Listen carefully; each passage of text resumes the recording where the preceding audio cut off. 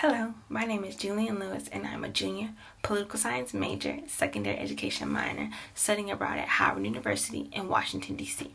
And this is the video portion of my application submission. The summer before my senior year in high school, I went and studied abroad in Buenos Aires, Argentina. There, I volunteered at Hogar San Pablo, an orphanage in a local barrio where I taught English to all the male residents.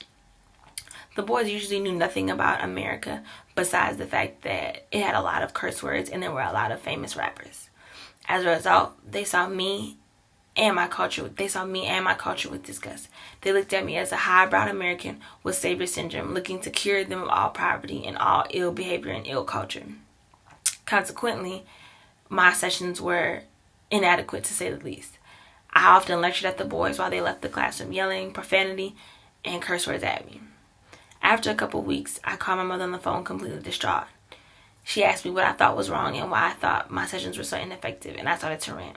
The boys cared nothing about what I was saying. Why? Because the books had spines that were broken, because the markers didn't work on the board, because the chalk would often break off into small pieces smaller than my pinky finger, because they never got enough snacks that they needed to fulfill the day. I went on and on and on. I talked about the heat. I talked about the bad attitudes. I talked about the living conditions. And my mother just sat there for 20 minutes and she listened to me. She listened to me rant for as long as she could. And then she stopped me and she said, "Julienne, I can't even blame the boys for not being interested in listening to you teach. I can't even blame them for not focusing on what you're talking about, especially when it appears to me that every single word that comes out of your mouth is a criticism. It's a criticism of their only way of life. It's a criticism of their only way of survival. It's a criticism of everything that they hold dear. And since you've criticized them, they shut off their ears, their eyes, their mouths, and their hearts to you. And you can't teach to children who aren't receptive." And I thought about it. Every day, my mother was right. I walked in to the orphanage and I said, "Oh, if we were in America, we would have this. Oh, if it was in my school, we would have great snacks for you. Oh, if I was your teacher in the U.S., I would make sure that you had snacks that you needed." But that wasn't getting me anywhere. I wasn't in the United States of America. I was in Buenos Aires, Argentina. I had come there to serve the students, and instead I just insulted them.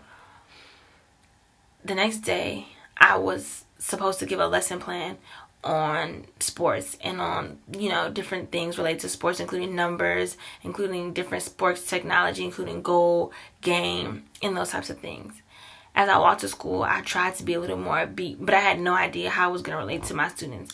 I had no idea how I was going to apologize for my culture and sensitivity. When I walked up, I saw that many of the boys were playing a game of football, or what U.S. Americans like to call soccer. It is then that I got the idea that instead of lecturing at them and making them recite flashcards, that I would make the most out of the situation I got, and I would use a game of football to teach the lessons that were to be learned that day.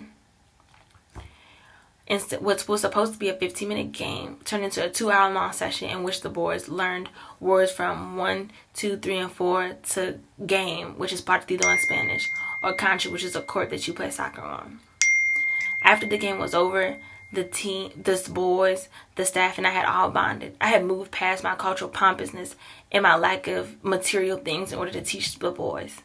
That day, I learned that teaching was more than just reading lectures as students. It was about creativity and flexibility. It was about understanding that I may not have all the materials I need, but the boys still deserved the right to learn everything that they had to learn from someone who was open and receptive to their culture.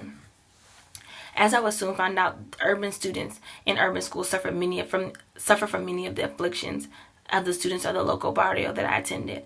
Because urban education is usually the first to go in fiscal cuts, local urban teachers are more than just educators. They're magicians. They search their minds every day for the most clever and most brilliant and ingenious ways to teach their students.